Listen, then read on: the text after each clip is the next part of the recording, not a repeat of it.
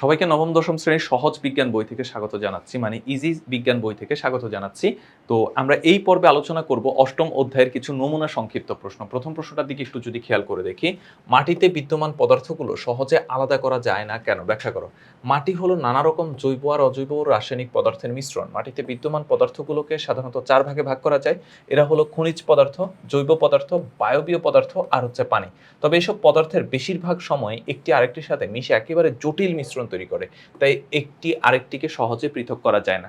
খেয়াল করো, মাটিতে কি কি থাকে? জৈব খনিজ পদার্থ, জৈব পদার্থ, বায়বীয় পদার্থ, পানি। এই 4টা জিনিস এমনভাবে মিক্সচার হয়ে থাকে যে আসলে এরা একটা জটিল মিশ্রণ, এদেরকে সহজে এই জন্য আলাদা করা যায় না। ওপেন পিট মাইনিং কি এবং এটি কি কাজে ব্যবহৃত হয়? ওপেন পিট মাইনিং মানে হচ্ছে তোমার উপর খুইলা তারপর কয়লা উঠানো। এটা হচ্ছে সহজ ভাষায়। ওপেন পিট মাইনিং হলো ভূগর্ভের কয়লা খনি থেকে মেশিনের সাহায্যে কয়লা উত্তোলনের একটি পদ্ধতি। সাধারণত কয়লার স্তর ভূপৃষ্ঠের কাছাকাছি থাকে বলে ওপেন পিট মাইনিং পদ্ধতি ব্যবহৃত। এই পদ্ধতিতে মেশিন দিয়ে ভূগর্ভ থেকে কয়লা তোলার পর কনভেয়ার বেল্ট দিয়ে সেগুলোকে প্রক্রিয়াকরণ প্লান্টে নেওয়া হয়। সেখানে কয়লা থাকা অন্যান্য পদার্থ যেমন ময়লা, শিলা, কণা, ছাই, সালফার এগুলো পৃথক করে ফেলা হয়। তো এখানে শুধু বলা হলো যে ওপেন পিট মাইনিং মানে হচ্ছে যে কয়লা উত্তোলনের একটি প্রক্রিয়া। তারপরে টপসয়েল খনিজ পদার্থ। টপসয়েলে খনিজ পদার্থ থাকে না কেন? মাটির স্তরগুলোর মধ্যে সবার উপরে বিদ্যমান স্তরটিকে টপসয়েল বলে।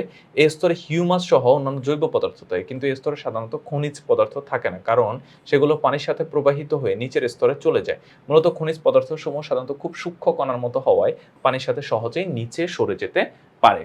তারপরে খনি থেকে প্রাপ্ত তেল পরিশোধন করে নিতে হয় কেন? কারণ খুব সহজ বিষয়, যেখানে বিভিন্ন রকম, শুধু তো পিওর তেল থাকে না, এখানে বিভিন্ন রকম দ্রব্য মিশানো থাকে। সেই দ্রব্যগুলোতে আলাদা করতে হলে আমাদেরকে অবশ্যই কি করতে হবে? পরিশোধিত করতে হবে। খনি থেকে প্রাপ্ত তেল মূলত নানা রকম হাইড্রোকার্বন এবং অন্যান্য পদার্থের মিশ্রণ, তাই বেশিরভাগ সময় তা সরাসরি ব্যবহারের উপযোগী হয় না।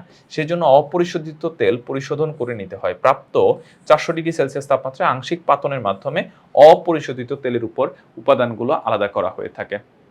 মানে এখানে বিভিন্ন রকম মিশ্রণ থেকে থাকে, সেগুলো হচ্ছে সরানোর জন্য বা অপসারণ করতে হয়। অপসারণ না করলে আমরা সেই তেল আসলে ব্যবহার করতে পারি না।